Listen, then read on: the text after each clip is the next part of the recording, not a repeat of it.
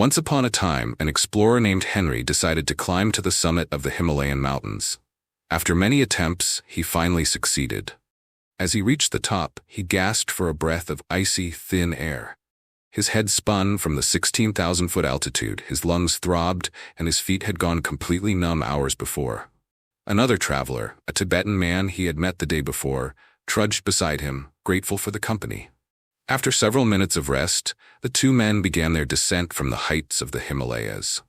They hoped to reach a small village perched precariously on the edge of a steep precipice before darkness engulfed them. Halfway down the trail, the wind whipped up, and the air turned bitterly cold. Henry began to fear they might not make it to the village, which was still several miles away. The trail had narrowed to a foot-wide, slippery ledge, making their progress slow. On previous journeys across these mountains, Henry had come upon the bodies of men who had frozen to death from sudden weather changes. He prayed he would not share the same fate. As Henry carefully clawed his way along the narrow ledge, he tried not to look down. But as his eyes scanned the rock ahead for his next foothold, something far below caught his attention, a brown object lying in the snow. As he studied it more closely, he realized it was the body of a man. Then, to his shock, one of the man's arms flailed. He was alive. Henry tugged at the fur jacket of his traveling companion. "Look down," he yelled into the howling wind. "A man has fallen down there. We must try to rescue him." His companion shook his head vigorously. "If we try to save him, none of us will reach the village," he shouted back. "We will all freeze. We must keep going. He is as good as dead." "I can't leave him," Henry replied. "Please help me. It will take both of us."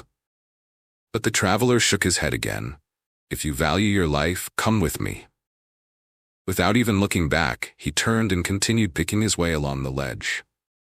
Henry looked around for a way down to the fallen man. Spotting a possible route, he carefully climbed off the ledge and, hand over hand, made his way down the rock face.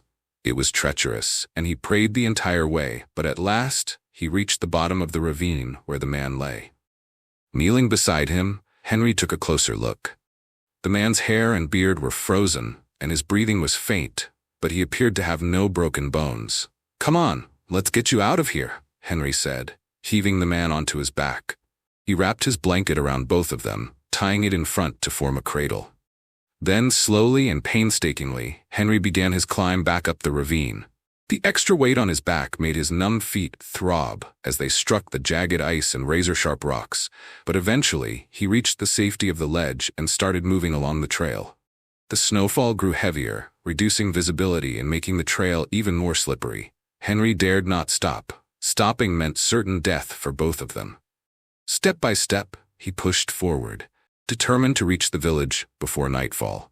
As daylight faded, Henry wondered if they would make it in time. Then, just as despair crept in, the snowfall eased. In the improved visibility, he spotted a cluster of stone houses a few hundred yards ahead. Relief surged through him, until he took a few more steps. There, lying beside the trail, was the frozen body of his traveling companion. The man's eyes were open, his hands frozen to his face. He had succumbed to the cold and died, just within shouting distance of the village. Henry trudged on, carrying the fallen traveler on his back. Soon they reached the village, where he stumbled into a small, round hut. Inside, they sat in front of a dung fire, warming themselves. As Henry sipped a cup of hot tea, he realized something profound. He, too, could have frozen to death. What had saved him was the man he had carried. Their shared body heat had kept them both alive. In risking his life to save another, Henry had unknowingly saved himself. This is the way of service. No one can truly live without the help of others, and in helping others we receive help ourselves. The great gift of service is that it blesses not only those we aid, but also those who give. Proverbs 11 verse 17, "A kind man benefits himself, but a cruel man brings trouble on himself." If this story touched your heart, remember to like, subscribe, and share.